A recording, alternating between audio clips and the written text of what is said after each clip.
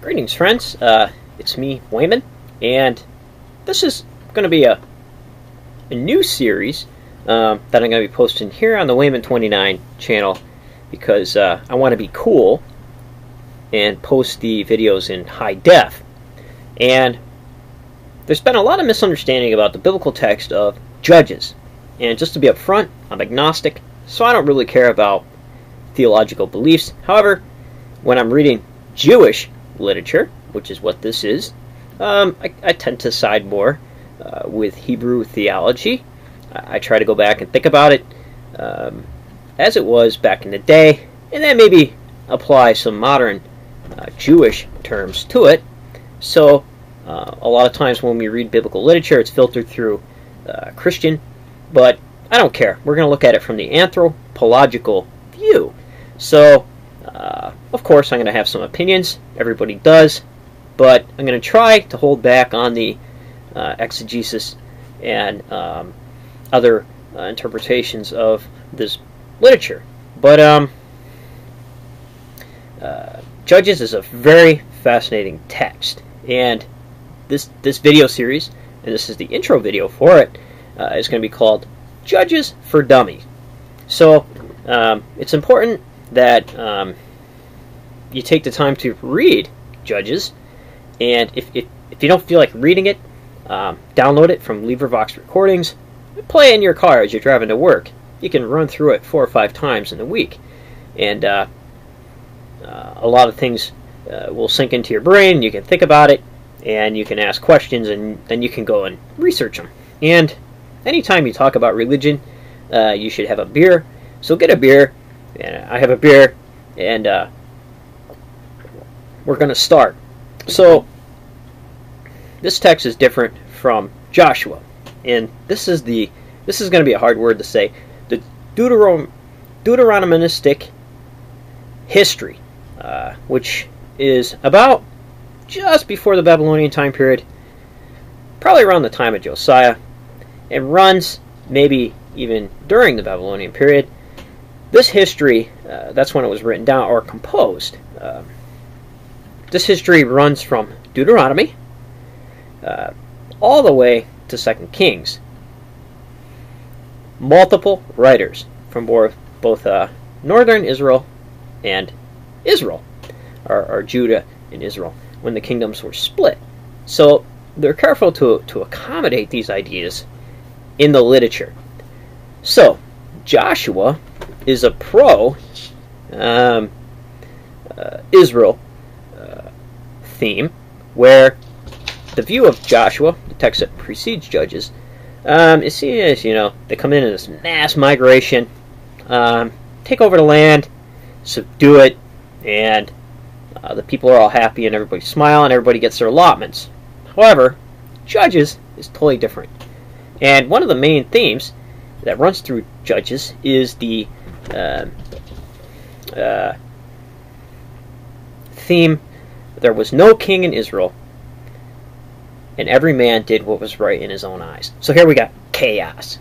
This is a pro-monarchy text, meaning that unlike 1 Samuel and the big speech Samuel gives about why the people should not have a king, the creator is mad because they want to choose a king. But this is showing why there should be a king. And the book of Judges is just complete chaos. Here you had disorganization. Even though there's law codes and holy war codes, some tribes don't show up when there's wars. Here they are getting their butts kicked by the Mesopotamia, the Moabites, and the Philistines, slicing and dicing them. And here you read about periods of time where they lived under the rule of other nations, and when the call of holy war goes out, even in Judges 4 and 5, some people don't show up. What is that all about? And then you get also not only the political disorganization, but the religious disorganization. Here you have a wandering Levite later on who is working for a man who has a household temple and deity. He makes graven image, And then, so you see the Levites doing it as a trade rather than as a national religion. You get strange stuff like the sacrifice of the girl, because some dummy makes a vow to the divine, and he has to uphold it. So then the story's changed a little bit to make it sound better, where his daughter's okay with it. So we'll talk about that.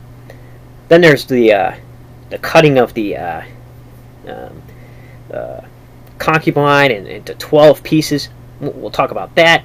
We'll talk about Samson, Gideon, all very chaotic, and very pro-monarchy. So, say, wait a minute. Did the people think, in the time of Judges, and the writer of Judges, that the divine was doing a good job? No, because here it's repeated at least 4 times, dispersed throughout the text of Judges. When there was no king in Israel, the people did what was pleasing in their own eyes. So here you have this very chaotic. Not all the land is settled. Some of the stuff that is settled, the divine in the text says, you're supposed to slice and dice everybody. They don't. They assimilate.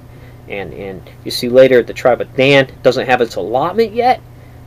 So they go out and conquer these peaceful people. So here there's going to be a visitation of kind of like the Greek idea of hubris. What is that all about? And also bringing order to chaos.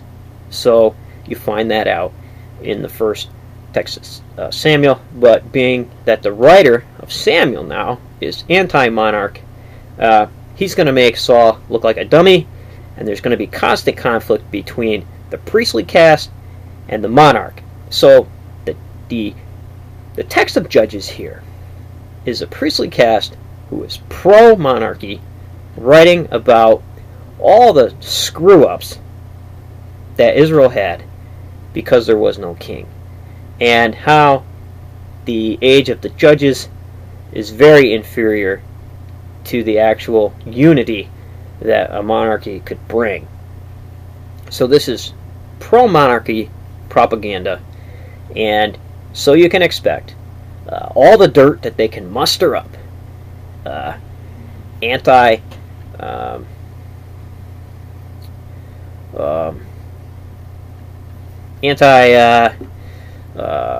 leadership, or without leadership,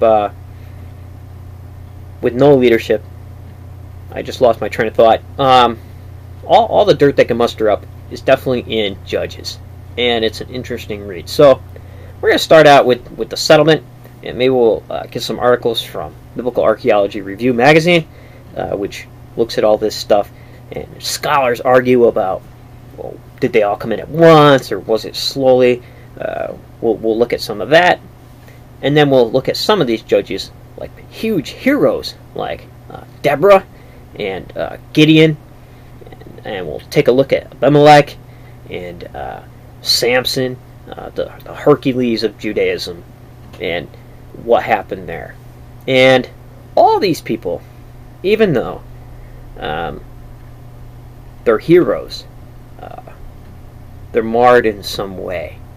There's an imperfect aspect written about each one of these, because it goes to show that they're inferior to a united monarchy, and that's what happens during the reign of Saul.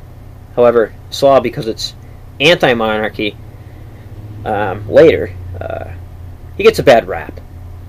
So we'll take a look at that. It's all very confusing, but between lots of beer, we'll wade through this mess, and we'll figure it out.